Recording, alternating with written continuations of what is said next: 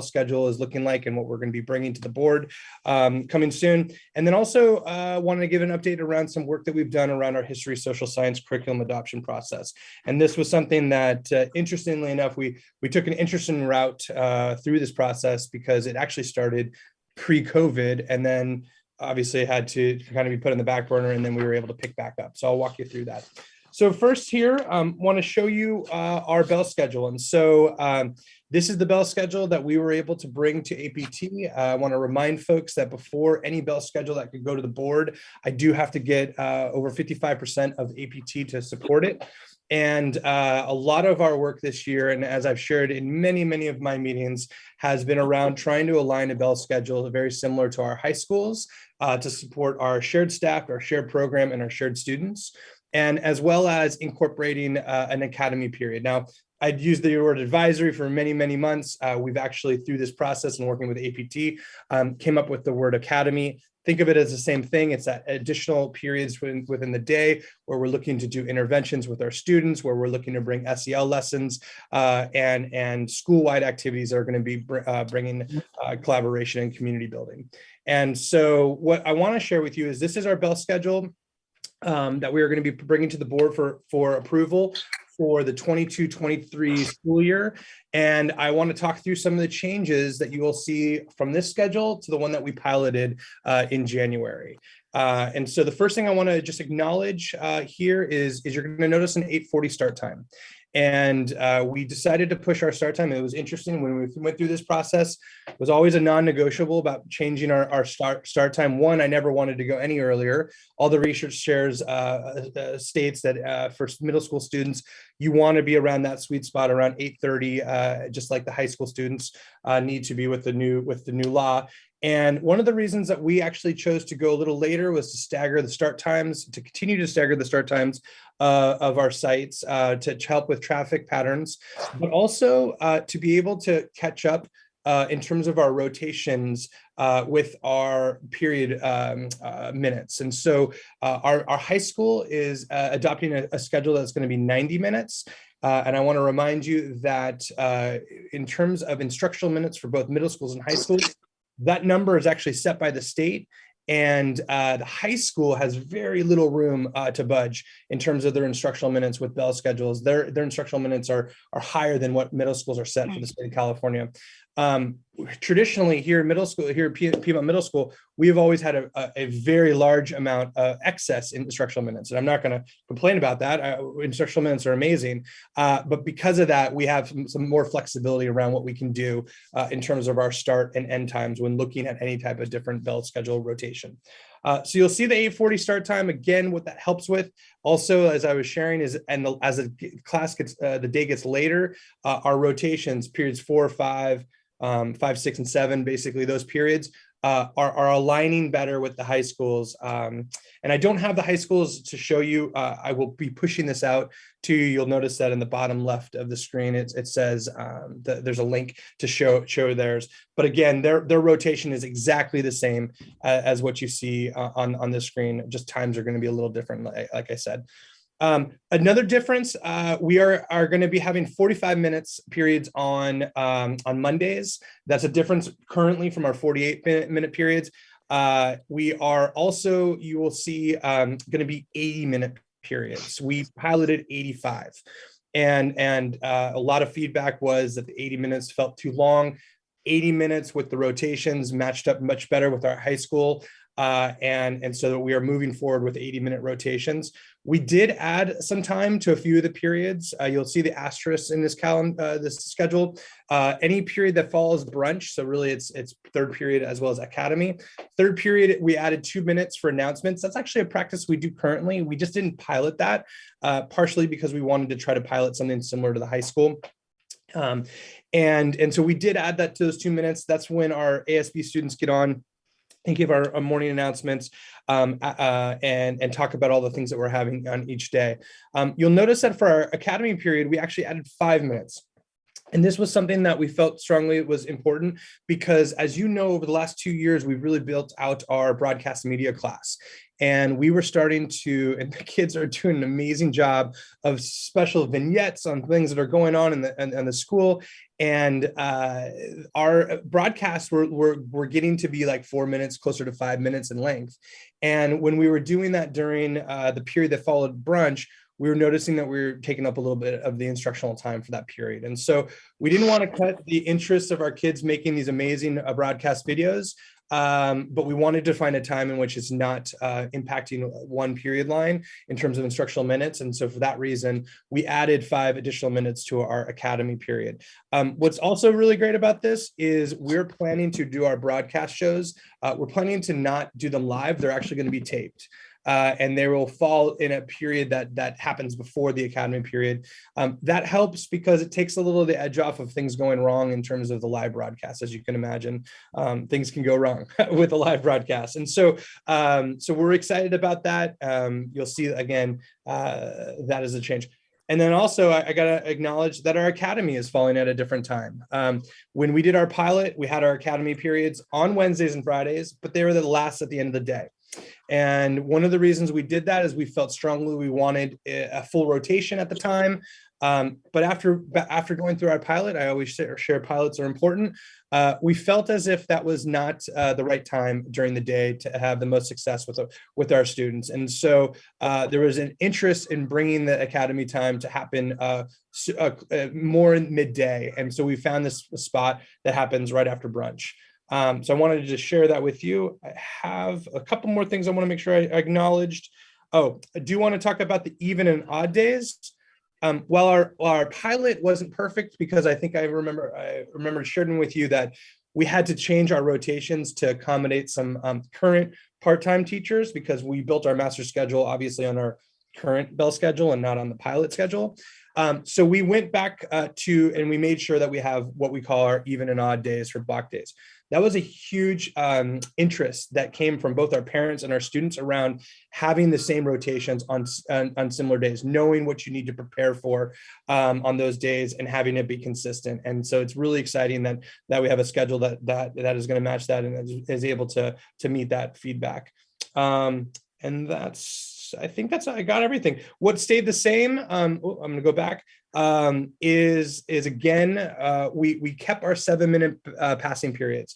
And that was helpful in a couple ways. One, since we have less classes during those block periods, a little bit longer of a break, allowing students to use those restrooms in between their block periods is important. And also, the other piece is our Wednesdays and Fridays are going to continue to be the earliest days that students get released. And so you'll see our end time on those days is 2:41. We're going to be working out when our staff meetings are going to be planned. That is something that we're working through as a contractual piece as a district. But again, that's going to be when the periods will end, or the days will end. And then, I did not know I put in transitions. Wow.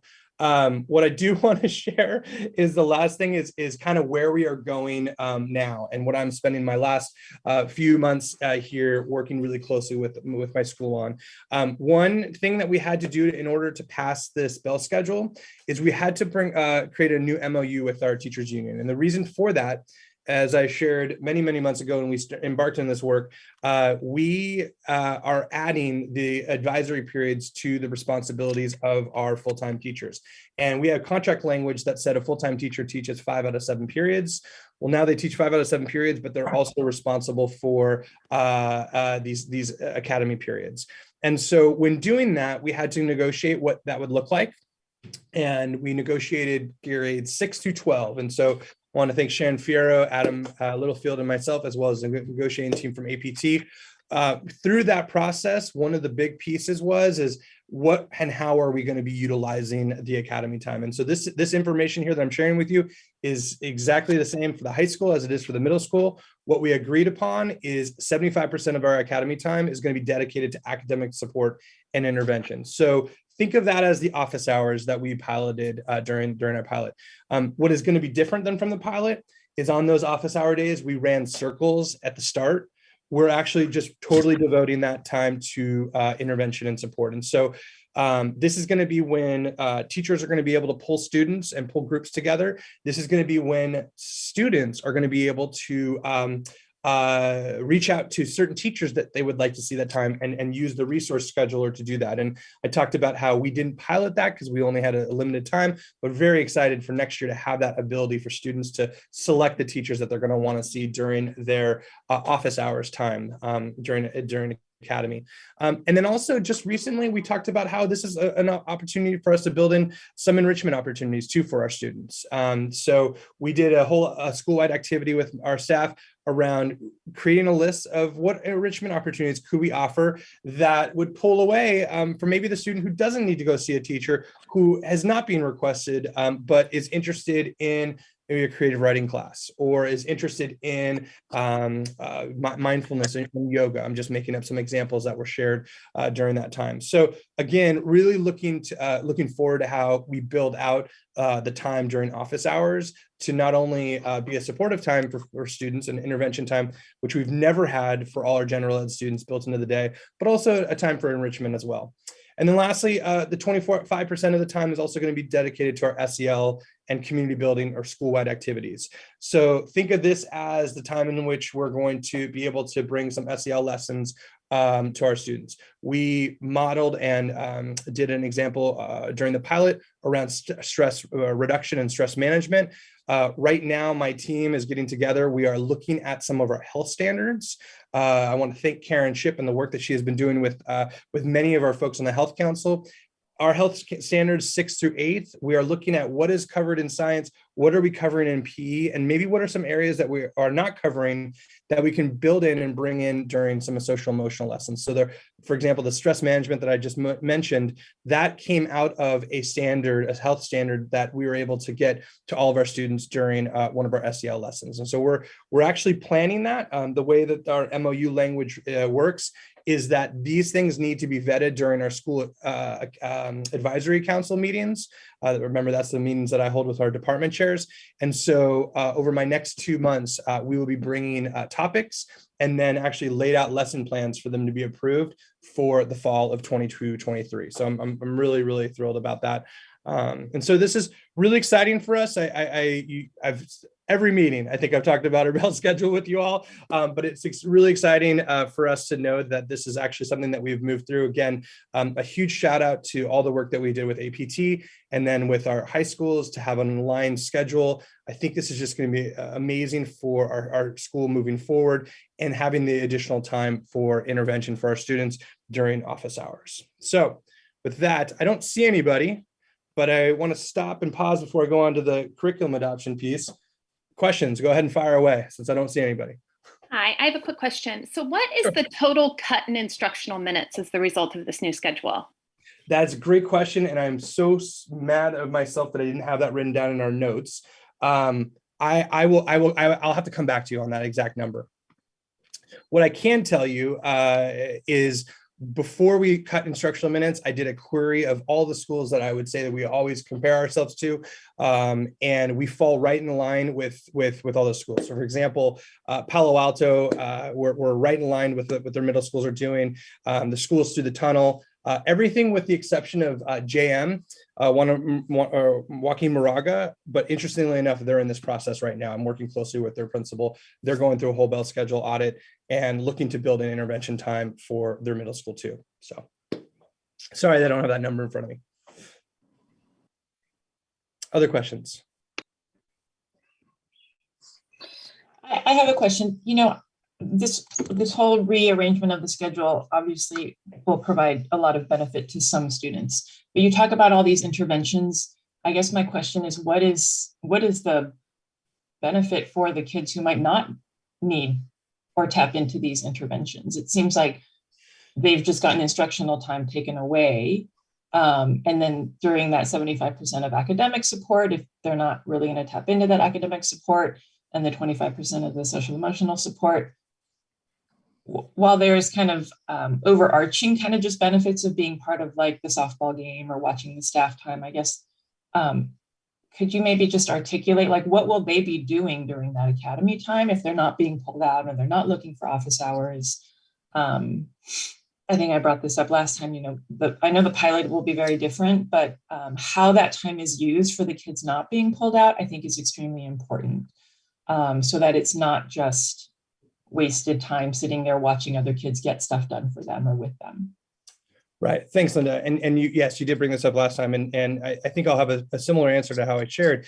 Again, this is what I shared just previously around what some of the things that we were doing around our site is. We are looking to build out that time, and as I shared with you, it is going to be a time where intervention can happen, but it also can be a time in which enrichment opportunities can happen for students. So, for example, we haven't had a creative writing class at the school for some time. It's an elective that dropped off, but there is interest that our students may have. So we could be offering some of that students would be able to sign up for.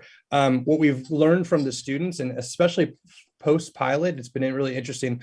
Many of the students had asked, Mr. Fletcher, is our schedule with advisory going to happen again this year?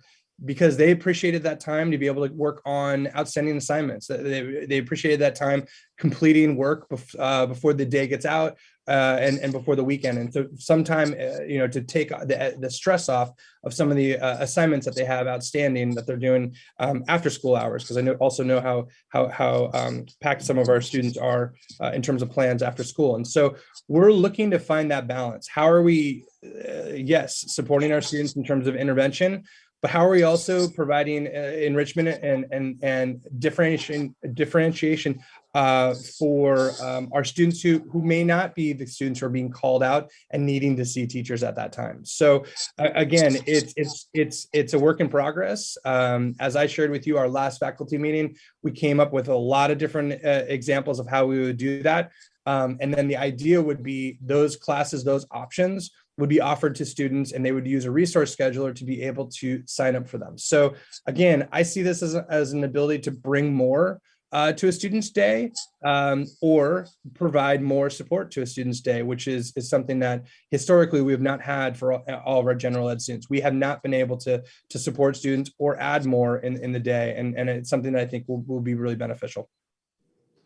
So then will electives like study hall and math lab, which is time for those types of things, like time to do homework, time to catch up, will those things be still offered? So can a student, in theory, have math lab, study hall, and academy, where a big part of their day is just kind of that more unstructured, get homework done? And Well, we don't have a study hall, so I want to just acknowledge that. We do have a study skills class, which is one of our ways that we incorporate executive functioning skills for a population of our students. What I will share with you is for next year, the next year school year, we are keeping all of our basic intervention classes as we transition to this new schedule. And so what you just listed, our math lab and our study skills, will be classes that we will continue to offer, but they're structured differently. Math lab is a class that has a math teacher that is scaffolding math lessons that are going to support our students in their Common Core math class that they're enrolled in. An academy class is not necessarily where a student is going to be with a math teacher every single day. And so it's definitely different. And so, yes, we're keeping those interventions moving forward. Now, as time plays out and as this works, and as the new principal looks at how the schedule, could we see less of those classes offered? Maybe.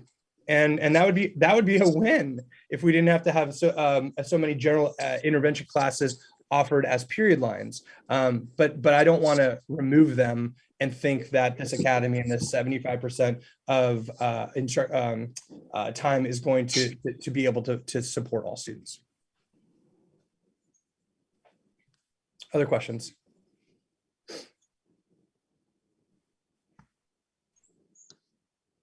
I have a question about the placing of the academy days on Wednesday and Friday, which are already short days, and also placing the academy times in the middle of the day. I just, for myself, and also know for my daughter, like at the end of the day, I'm sort of, my daughter is in compressed math at the end of the day, and it probably would be better if she was there in the middle of the day. Could they move those academy days, academy times to the end of the day, so that classes like math or something like that maybe need more focus and they're a little sharper earlier in the day? Would that be possible? Yeah. And also move those academy days to the longer days? So let me talk a little bit about the longer versus shorter days, and then I'll get to where they land in the rotation. So the first thing, and I didn't mention this, one of the great things about having one of our earliest or release times being on a Wednesday is it does align with our elementary schools. And so for the first time ever, we have the opportunity for articulation to happen K-12 after school on Wednesdays. That has never been a reality. Again, you're looking right now at the middle school schedule, but the high school schedule gets out only 10 minutes or 9 minutes later on that Wednesday. And so this is going to be the first time, it may ever, but definitely in my 9 years, that we would be able to have articulation meetings for all of our grade levels, our middle school. And for middle school, this matters the most because we work so closely with our feeder elementary schools and with our high school. We're obviously in the middle. And so that's something that was an interest when we were doing this work. And again, it was a 6 through 12 conversation around our bell schedule. So not just middle school. Where the academy lands was the biggest question and conversation that we had for both the middle school and 2 high schools. Again, as I shared with you, we piloted at the end of the day. We felt that was the appropriate time. And folks felt after the pilot that they wanted to see it happen earlier in the day. And again, this is where we did work really hard on wanting to align what's happening at the middle school as well as at the high school. And so to answer your question, where can Academy land? That can be something that is revisited. Absolutely. It would need to go through the same process in terms of going through and voting and working with our teachers union to vote on a new schedule. And so they would just have to adopt that. Now, that said, the idea of this is going to be a 1-year adoption. That is how the language of the MOU reads when we do this. And so next year, think of it as like a year-long pilot in a sense. There are going to be continued conversations around this bell schedule and before it is adopted moving forward.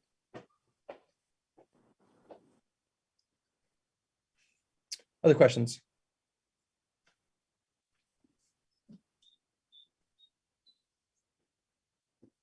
All right, I think that with the silence, I will move on to the last piece that I wanted to share with you, which is our history, social science curriculum adoption. So I want to just really briefly kind of talk through what the process of any curricular adoption, many of you have heard this many times, whether it's been our adoptions at the elementary level just recently with science and the middle school as well, or language arts for those who are around at the middle school. But basically, we go through a 5-phase process.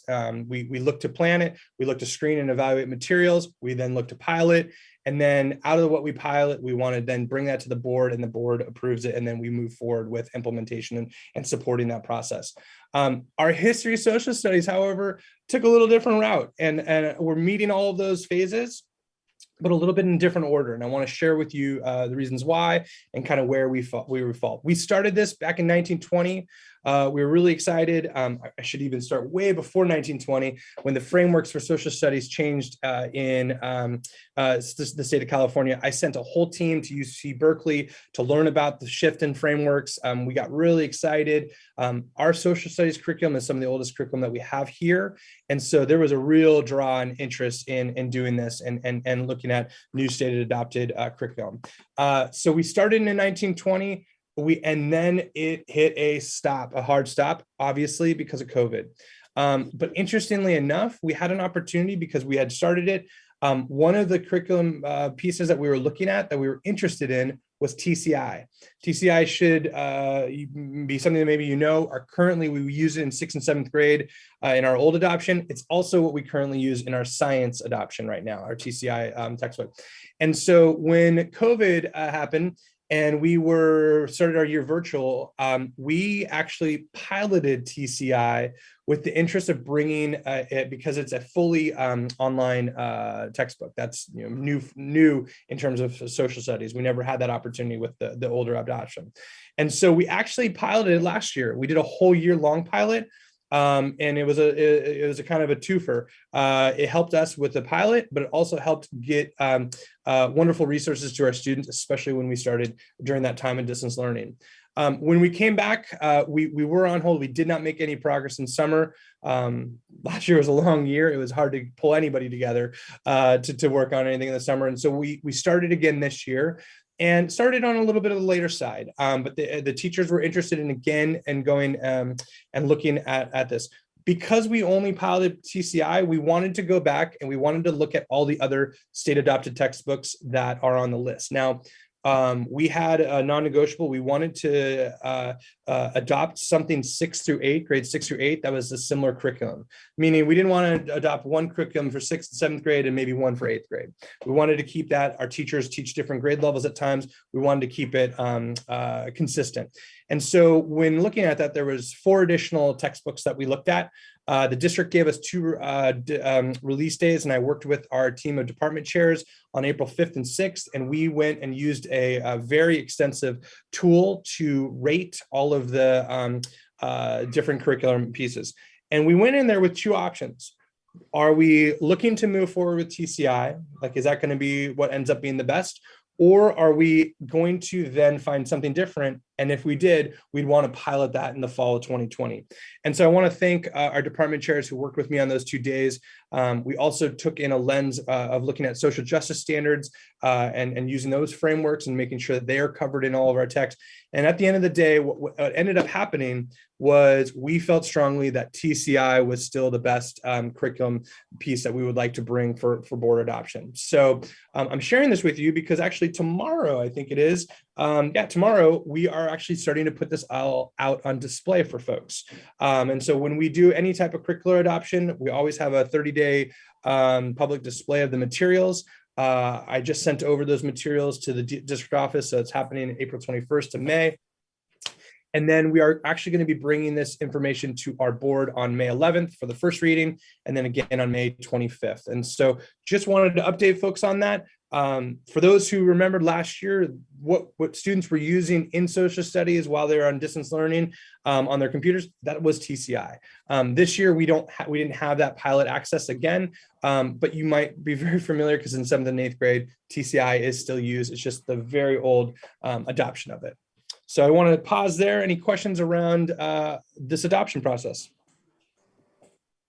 Actually, I think I'm going to stop showing it, sharing my screen so I can see you all. There you are. Any questions?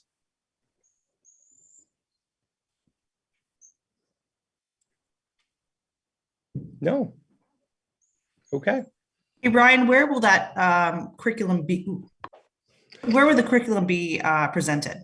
It's over at the DO. So as you walk in the door, it's usually put out on that long table that's right across from what we would call the boardroom in the DO.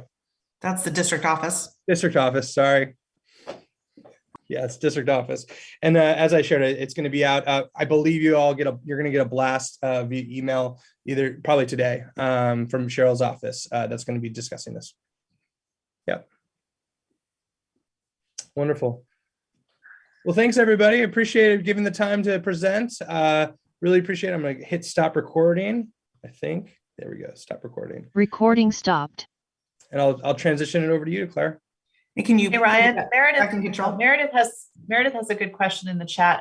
I was trying to do a quick calculation on the instructional minutes. I don't want to make a mistake, so I'm not going to do that. But it's not just the day's instructional minutes. It's also, as she mentions, professional days or instructional days. It's not just the minutes per day, but the overall, days per year. That's a good point. So when you send the analysis of the minutes, it'd be helpful to include number of days as well. Number of days. Okay. We're not changing. I don't want to make sure I'm hearing your question. This is Alyssa that I'm talking to?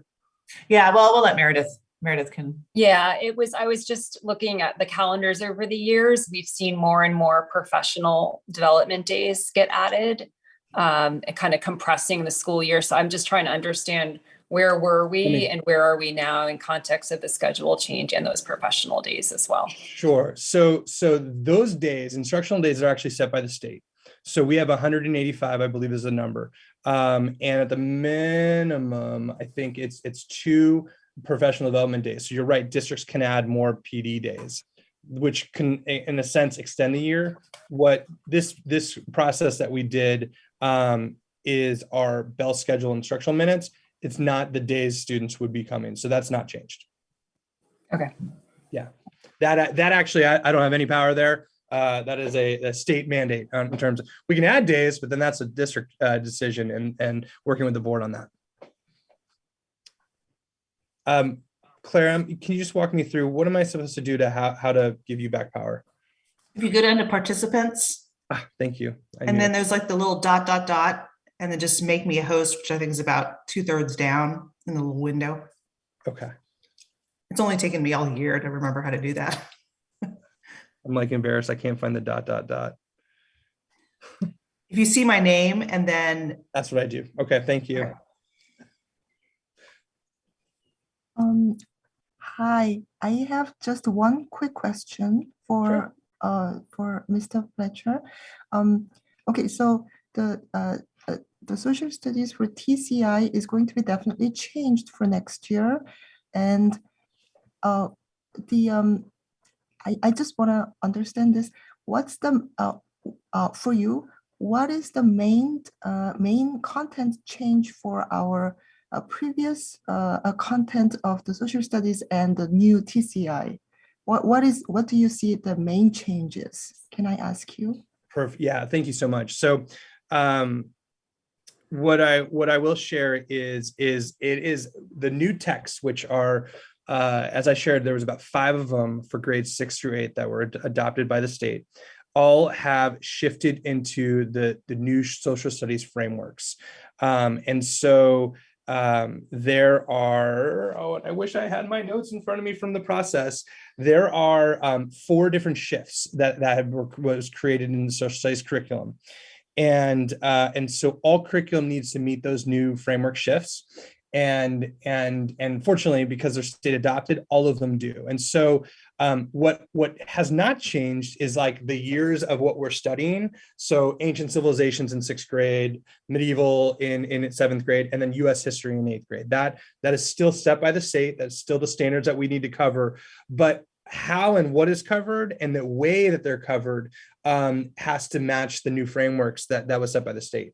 And so what I will do, because I think you bring up a really good point here, is I will add a slide to this, to the slide deck that I will put in our Friday bulletin that will have those shifts. And just that way we can draw attention to it. And again, I'm like scouring my, too many piles. I'm in the pack of too many, packing up everything, but too many piles. I can't find what I led the group with to actually draw from my notes, but I can put that in the slide deck and put that on my bulletin. Okay, thank you. But Yeah. you surely know, like, you know, the one, maybe one thing that you have noticed, what is different? What is different from the previous one? And, you know, I just do you recognize, okay, so this is one change that I recognize. Is there anything like that? I mean, on top of your head, anything? Yeah. So one of the things that we looked at that we were really appreciative of is so in the cycle of the new frameworks, inquiry is a big piece. So how are ideas added and provided in terms of an inquiry-based learning experience for our students? And so the delivery of the material is what I would say is a little different, built around inquiry rather than just rote information is the best way I can say it. Like for our example, our 8th grade textbook is nearly, well, it's very old. It's an old textbook. And the way that we deliver those standards and that information currently with the older adoption is done in more of an inquiry-based setting around TCI. The other thing that I will acknowledge that we have always appreciated about TCI now that things have gone online is they have the ability to change and stay current in terms of how things are taught and current events. And so one of the things that our team appreciated so much was being able to look at situations and add to it. So the curricular writers have been able to add things so it stays fresh in a sense. And so that was a big interest, and there was just about a few of the textbooks that had that ability, with TCI being one of them. Oh, okay. Thank you. Yeah.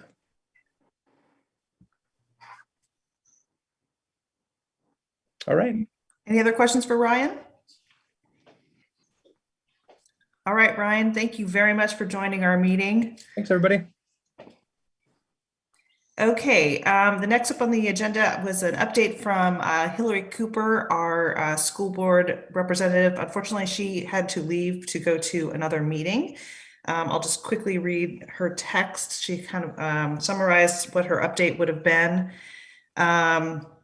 She says that the new Piedmont High School principal will be announced this week. She says that the LCAP work continues and will be voted on at the April 27th school board meeting.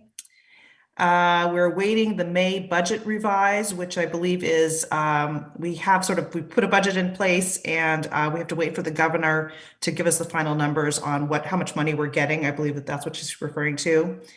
They're hopeful we're going to get some more money from the state in June. The Makers Fair is this weekend. There's also the Food Fest is this weekend, and she hopes to see everybody there. And then if you have any specific questions for her, to email her, or you can email me, and we will get you answers to those questions. And I think I'll put out an email later this week, and with all of that information that we've talked about at the meeting that we have yet to answer. Does anyone have any questions? Yeah, Claire, do you, or did she, I guess she didn't, but is there an update on the middle school principal search? I know that's ongoing. And I believe the announcement is they'll make a decision in 2 weeks, something along that timeline. Sure, Claire, I can just add, the interviews were actually held yesterday, and there's going to be a whole second round. The intent is for it to be announced by I believe it's the May 11th board meeting. So, that's the date. Okay, thank you. Anyone else? Does anyone have any announcements? Any groups that have any events that we haven't mentioned? I believe tickets are still on sale for the boat dance. Yeah, this is Barbara, 8th grade, one of the 8th grade reps. Sorry, my camera's staying off because everyone took their masks off and I got my first cold in like tears. We are having the boat dance, which is very exciting because my sophomore is still bitter that he didn't have his. And there will be, and graduation, everything's happening. And we're doing a parent party for 8th grade parents on Cinco de Mayo, and that email should be coming out soon, but we're hoping to give everyone a chance to get to know each other because we haven't really had that. So, and we're going to do another push. I don't know, I don't see a lot of 8th grade names on here, but we're doing 8th grade t-shirts also, which will have all the kids' first names and last initial on them, and that we're doing one more push for that. I think that's it. Am I forgetting anything, Claire? I don't think so.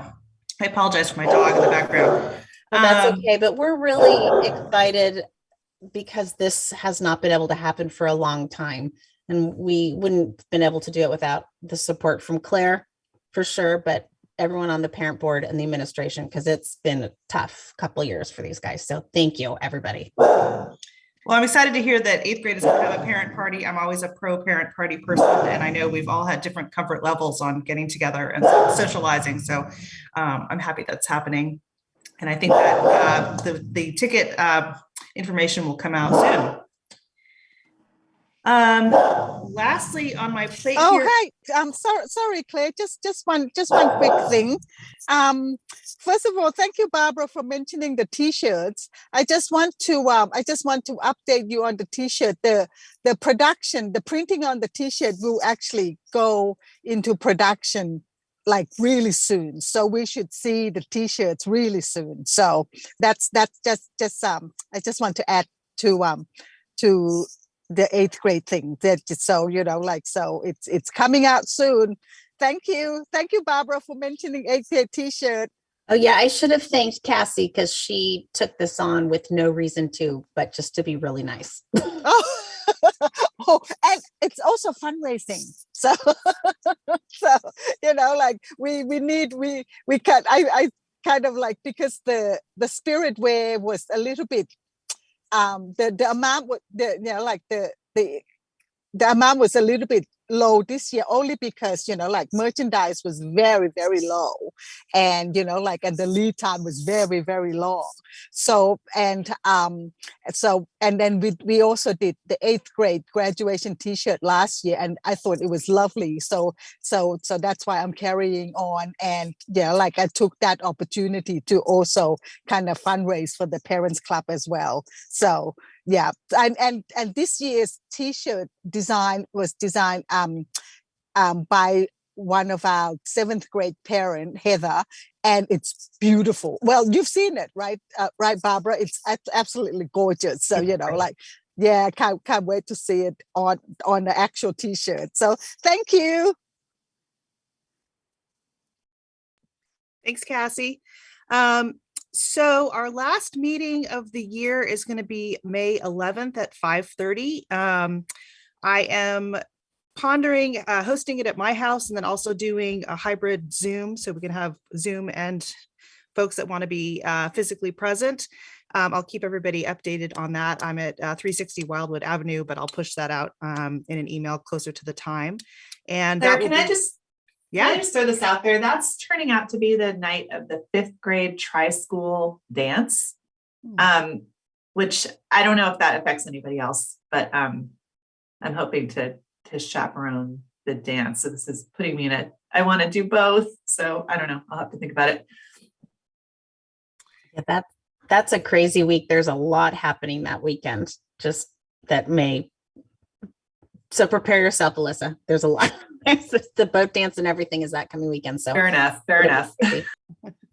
I'll just note it's been on the calendar since August, so I had that date first. That is a really good point. You're right. I'll just have to make some tough decisions. Anyway, I'm trying to accommodate everybody and do what we can, but I'm going to stick with the May 11th 5:30 date, and unless anyway someone has a better suggestion. But yeah, I would like to have something at my house, and then that would be the changeover meeting where we bring in and vote on the new slate. Our presidents for next year are Charlotte Arrow and Sarah Davison DeVries. I'm very excited they'll be taking the torch, and that's all I have for our meeting today. Does anybody have anything else? Any questions? All right, guys. Well, thank you very much for joining us. And as always, if you have